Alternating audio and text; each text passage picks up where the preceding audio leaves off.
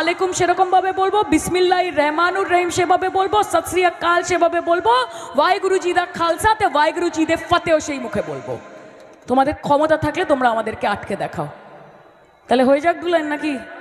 হতে দে পাল তুলে দে মাঝি হালা করিস না, পাল তুলে দে মাঝি হালা করিস না, ছেড়ে দে নৌকায় আমি যাব মদিনা, ছেড়ে দে নৌকায় আমি যাব মদিনা।